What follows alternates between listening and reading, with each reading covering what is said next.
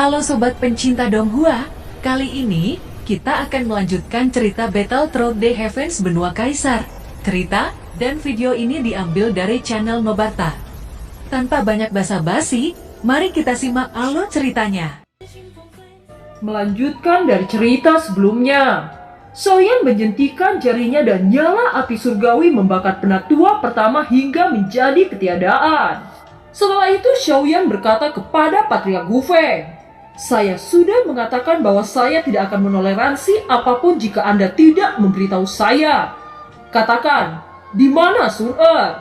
Jika Anda masih bertele-tele, saya tidak akan segan untuk meledakkan tubuh Anda," teriak Xiaoyan. Gu Feng menyadari kekuatan Xiaoyan. Bahkan kedua penatua mati dengan mudah di tangannya. Gu Feng berteriak kepada para penjaga alih-alih untuk melaporkan kepada Kuildan. Para penjaga segera mundur, namun itu sudah terlambat. Xiaozan yang menahan amarah untuk waktu yang lama akhirnya melepaskan semua amarahnya. Suara ledakan terdengar berturut-turut. Gelombang energi kekerasan menyebar. Aula runtuh, darah mengalir di tanah, banyak anggota klan Gu terbang seperti layang-layang putus dari talinya. Gerakan sebesar itu tentu saja mengejutkan seluruh klan Gu. Ketika mereka melihat mayat berterbangan, kaki mereka seolah-olah lumpuh. Bagaimana mungkin mereka bisa menahan serangan Dodi bintang 6 puncak? Itu seperti bersampan di lautan luas. Sangat mustahil. Saat ini wajah-wajah anggota klan Gu dipenuhi keputusasaan. Gu Feng yang menyaksikan pembantaian ini hatinya diselimuti oleh kekuatan yang tak terbatas.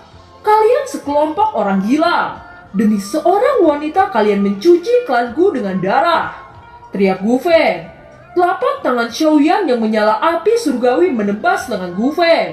Tiba-tiba Gu Feng menjerit dan menemukan bahwa lengan kanannya terpotong. "Jika saya tidak melihat Sun Er, maka klan Gu akan menghilang dari benua ini. Saya berikan waktu 2 batang dupa ini," ucap Xiaoyan dengan acuh tak acuh. Xiaoyan melakukan ini hanya untuk wanita. Setiap anggota klan Gu baru saja mengerti alasan mereka diserang. Saat ini mereka menyesal di dalam hati. Sekarang jika Patriark tidak menyerahkan wanita itu, maka klan Gu akan dihancurkan. Semua orang memandang Patriark Gu Feng. Pada saat ini Gu Feng dipenuhi rasa penyesalan. Dia tersangka yang membuat seluruh klan Gu mengalami bencana seperti ini. Pada akhirnya dia menjadi orang yang paling berdosa di klan Gu. Saat ini dia hanya ingin anggota klan Gu yang tersisa selamat.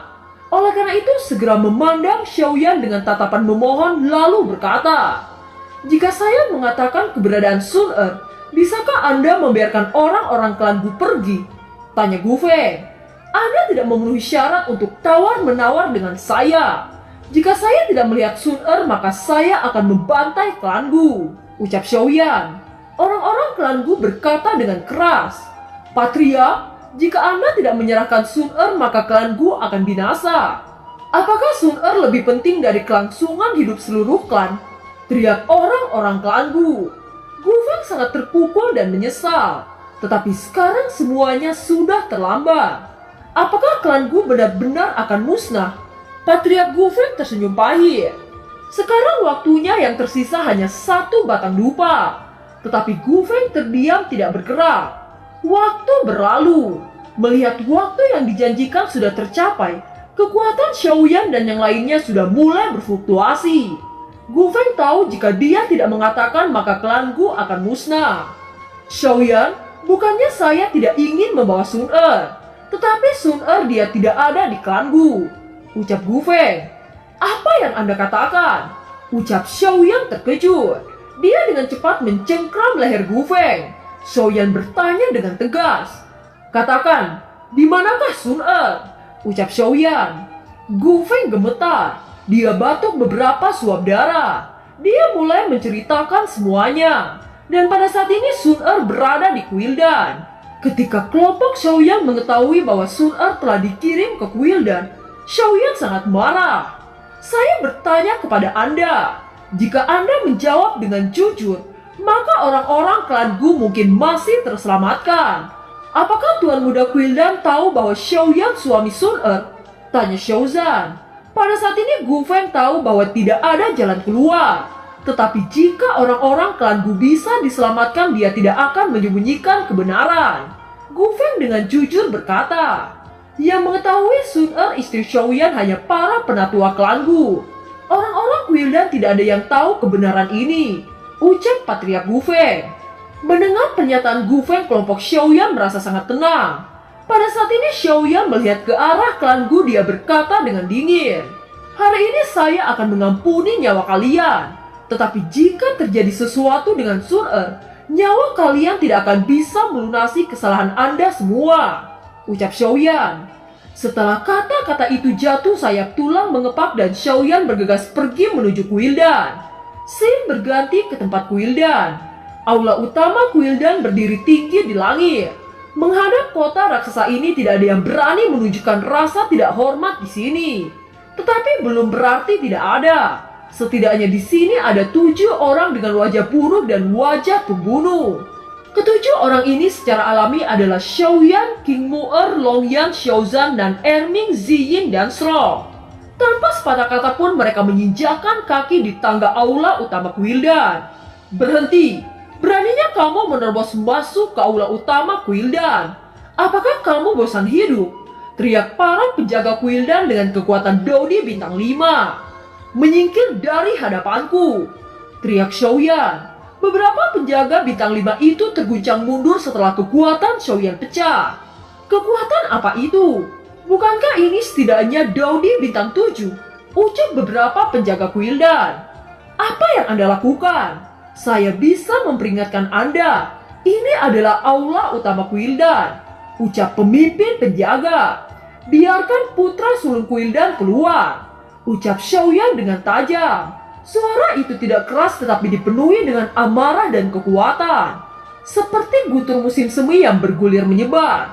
Para penjaga di dekatnya menderu dengan gemetar dan memuntahkan seteguk darah. Kerumunan mulai membanjiri area Guildan setelah melihat keributan yang terjadi. Coba lihat, seseorang membuat masalah di depan aula utama Guildan. Dari apa yang dikatakan sepertinya dia mencari cucu ketua Guildan, ucap orang-orang yang semakin banyak menonton pertunjukan. Mereka tidak mengerti mengapa ada seseorang yang berani melawan Guildan, bahkan datang ke aula utama Guildan untuk membuat masalah. Seberapa bodohnya orang-orang itu. Sebelum mereka bisa merasa kasihan, sontak mereka terkejut ketika mengenali bahwa orang itu adalah Xiaoyan. Suara berisik itu segera berubah menjadi suara seruan. Xiaoyan? Apakah itu Xiaoyan yang membuat pil Qingling? Ternyata dia sangat tampan, ucap percakapan pribadi. Bukankah Xiaoyan keluar dari hutan ilusi dan menempati juara pertama di pertumpahan darah tidak lama ini? Bagaimana Dodi bintang 5 begitu cepat? Hah? Tidak peduli seberapa kuat itu. Bisakah itu lebih baik daripada Guildan? Ucap percakapan pribadi. Pil Qingling dia sudah merampok bisnis Guildan. Tentu saja masalah ini sangat serius. Tetapi sekarang mereka bahkan datang ke aula utama Guildan untuk membuat masalah. Apakah mereka benar-benar berpikir mereka bisa bertarung melawan Guildan? Ucap percakapan pribadi. Kamu tidak bisa mengatakan itu. Pasti Guildan menipu orang terlalu banyak. Guildan sering menggertak orang tidak hanya sekali atau 2 kali. Ucap berbagai percakapan pribadi itu. Ketika pengawalan Guildan mendengar bahwa orang yang membuat kekacauan ini adalah Xiaoyan, rasa takut sebelumnya tiba-tiba menjadi keterkejutan. Dan kemudian menjadi marah. Sebagai anggota Guildan, mereka telah mendengar kurang lebih bahwa Guildan memusuhi orang-orang Xiao. Sekelompok penjaga tiba-tiba melahirkan keberanian mereka. Mata mereka menjadi tajam saat berkata, bukankah Anda selama ini hanya bisa bersembunyi? Sekarang beraninya Anda datang ke aula utama Guildan untuk menantang. Apakah orang-orang Xiao tidak takut dihancurkan oleh tangan Guildan? Teriak pemimpin penjaga itu. Setelah pemimpin penjaga itu selesai berbicara, dia buru-buru menaiki tangga dan melarikan diri ke celah pintu aula utama Guildan. Pada saat ini para petinggi senior Guildan sedang berdiskusi di aula utama. Dan putra utama Guildan sedang duduk diam tidak menyadari kebisingan di luar. Ketika pintu dibuka melalui celah, mereka mendengar suara di luar aula. Mengapa di luar sangat bising? Tanya penatua Quildan mengurutkan kening. Bawahan melapor. Seseorang yang bernama Xiaoyan memimpin pasukan untuk membuat kekacauan di luar kuil. Ucap penjaga yang melaporkan itu. Xiaoyan, masuk ke ruang utama saya, ucap terkejut ketua Quildan. Benar tuan, Xiaoyan mengatakan bahwa dia mencari cucu Anda. Ucap penjaga itu. Mencari saya? Ucap terkejut cucu ketua Quildan. Dia bertanya-tanya. Dia dan Xiaoyan tidak saling kenal. Mengapa Xiaoyan mencarinya dan menyuruhnya keluar? Ketua Quildan tiba-tiba berdiri dengan sangat marah. Terlalu lancang. Xiaoyan, Anda bahkan berani datang ke pintu aula utama Quildan saya untuk membuat masalah. Ucap ketua Quildan. Setelah itu dia melirik tajam pada penjaga itu dan berteriak dengan marah. Apa gunanya kalian? Sebagai penjaga aula utama, seseorang datang ke pintu untuk memvokasi dan tidak segera membombardirnya. Kamu masih datang sebagai anjing untuk melapor, membiarkan orang-orang berkumpul di sekitar pintu aula utama saya untuk melihat lelucon. Ucap ketua Quildan dengan penuh kemarahan. Pengawal itu ketakutan dan bergegas untuk membenarkan. Bukan bawahan yang tidak menginginkannya, tetapi bawahan tidak bisa melawannya. Sebelum kata penjaga keamanan itu selesai, 3 penatua bersenandung dan menegur. Xiaoyan hanya bintang 5. Siapa di antara kamu yang bukan 5 bintang? Apa yang tidak bisa kamu lakukan? Ucap penatua Quildan. Tetapi Xiaoyan bukan Daudi bintang 5. Dia adalah Daudi bintang 7. Ucap penjaga itu dengan ekspresi pahit. 7 bintang? Semua orang di aula sedikit terguncang dan tidak bisa percaya. Berapa tahun Xiaoyan keluar dari pertumpahan darah hutan ilusi? Dia adalah ras manusia dan bukan ras iblis. Bahkan jika dia terus bekerja keras siang dan malam, dia tidak akan mencapai 7 bintang begitu cepat. Saya tidak percaya itu. Ucap ketiga penatua menggelengkan kepala mereka. Mata mereka penuh keraguan. Xiaoyan pasti mengambil ramuan yang bisa sangat meningkatkan fluktuasi Doqi.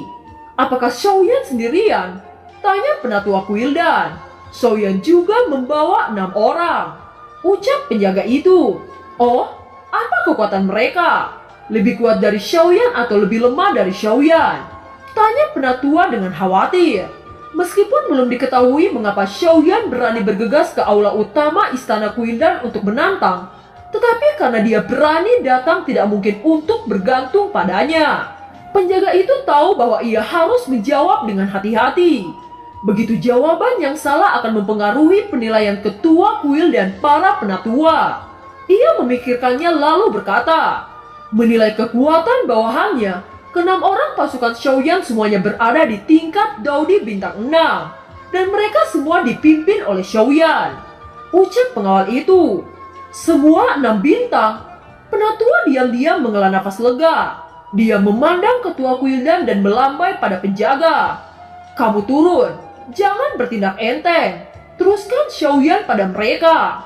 Ucap penatua Quildan.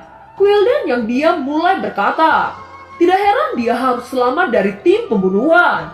Ternyata dia bukan Daudi bintang 5, tetapi sudah 7 bintang. Trik yang bagus. Dia telah menyembunyikannya terlalu dalam. Mungkinkah dia telah mendapatkan pil dari makam Kaisar Iblis Tua yang dapat meningkatkan kekuatannya secara langsung? Apakah ada penjelasan lain? Tanya ketua Quildan kepada para penatua. Mendorong kekuatan menggunakan pil umumnya hanya dapat meningkatkan 1 level. Tetapi Xiaoyan adalah Daudi bintang 7. Jelas ini bukan karena bantuan dari pil obat. Ucap penatua menggelengkan kepalanya. Semua penatua dan ketua kuil mengangguk dengan kesimpulan itu. Kekuatan 7 bintang Xiaoyan terlalu aneh. Ketua Quildan memiliki wajah muram memikirkan ini. Cucu Quildan yang dikatakan tuan muda itu hanya duduk dan tidak mengatakan sepatah kata pun. Bagaimanapun dia adalah cucu dari Quildan dan juga merupakan anak dari penatua yang bernama Danse. Kesunyian ini berlanjut sesaat sebelum akhirnya penatua ketiga tidak bisa menahan lagi saat berkata. Hanya beberapa Daudi 6 bintang dan 1 bintang 7 berani berlari ke pintu aula utama untuk menyebarkan keliaran. Saya akan pergi keluar dan melihat apakah dia benar-benar bintang 7 atau bintang 7 palsu. Ucap penatua ketiga. Tunggu, tidakkah menurutmu ini hal yang aneh? Jika Xiaoyan kesini untuk memulai perang, namun mengapa dia berani datang ke sini tanpa melalui King Hao atau Zhen Bufan untuk bertindak? Justru kali ini dia bergegas ke aula utama saya tidak untuk menyebut nama saya. Justru dia mencari cucu saya Dandan. Bukankah ini terlalu aneh? Ucap ketua Quildan. Dalam pertanyaan ini para tetua mengalihkan perhatian mereka ke cucunya. Saya juga ingin tahu mengapa dia mencari saya. Saya tidak pernah bertemu Xiaoyan atau dendam apapun sebelumnya. Bagaimana saya bisa tahu mengapa dia datang kepada saya? Anjing gila ini saya harus mengupas kulitnya hidup-hidup. Ucap cucu Quildan yang disebut Pangeran Dandan. Penatua ketiga berpikir dengan hati-hati lalu berkata, mungkinkah ada sesuatu yang memprovokasi Xiaoyan dan putra penatua pertama untuk memiliki kesalahpahaman? Ucap penatua ketiga. Penatua pertama yang merupakan ayah Dandan mendengus dingin lalu berkata, itu sangat mungkin. Tidak peduli siapa itu. Jika Xiaoyan berani lari ke aula utama saya untuk menemukan masalah dengan putra saya, seharusnya seseorang telah memprovokasi kesalahpahaman besar. Mari kita pergi secepat mungkin untuk melihat dan mengembalikan reputasi putra Anda. Kalau tidak, ini hanya akan menjadi lelucon dan tidak tahu apa tujuan bajingan itu yang sebenarnya. Ucap penatua pertama. Ya, setelah teorinya jelas, kita memiliki alasan untuk membunuh Xiaoyan di depan umum.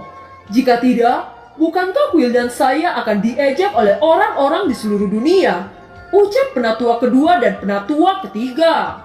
Ketua Quildan menunjukkan niat membunuh saat dia perlahan-lahan berkata, Xiaoyan, saya tidak peduli apa sebenarnya yang membuatmu berani datang ke sini.